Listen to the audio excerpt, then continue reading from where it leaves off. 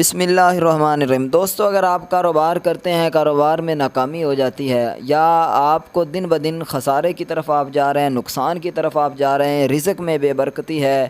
اور گھر کے اندر آئے دن کوئی نہ کوئی پریشانی، کوئی نہ کوئی جو ہے وہ آپ کو ٹینشن جو ہے وہ ہر وقت گھیر لیتی ہے، تو بہت ہی خاص عمل آپ لوگوں کے بتانے والا ہوں انشاءاللہ میرے بھائیو۔ یہ وظیفہ آپ ایک دفعہ اس پر عمل کر لیں،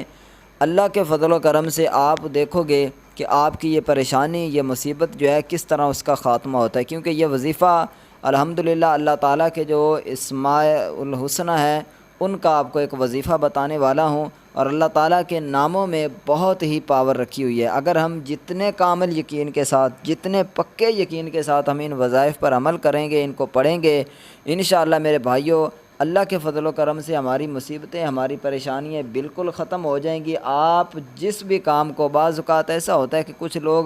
وہ کرتے کچھ اور ہیں، یعنی کہ الٹا کام کرتے ہیں، لیکن اللہ کی طرف سے ان کے کام جو ہے نا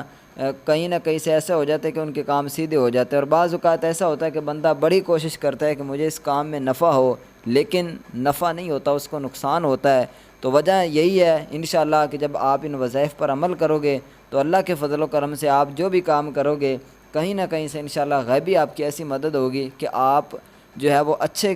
کی طرف جاؤ گے، اور انشاءاللہ آپ کو ہمیشہ جو ہے وہ فائدہ ہی فائدہ ہوگا۔ تو آئیے، وظیفہ کون سا ہے؟ آپ نے کیا کرنا ہے؟ یا فتاح، ٹھیک ہے، کسی بھی دن آپ یہ وظیفہ پڑھ سکتے ہیں، یا فتاح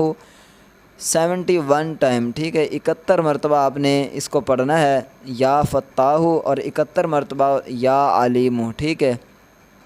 اس کو آپ دن میں کسی بھی وقت پڑھ سکتے ہیں، لیکن بہتر یہی ہے کہ کسی بھی نماز کے بعد آپ نے پڑھنا ہے، بہتر یہی ہے کہ تہجد کے ٹائم آپ پڑھیں، ٹھیک ہے۔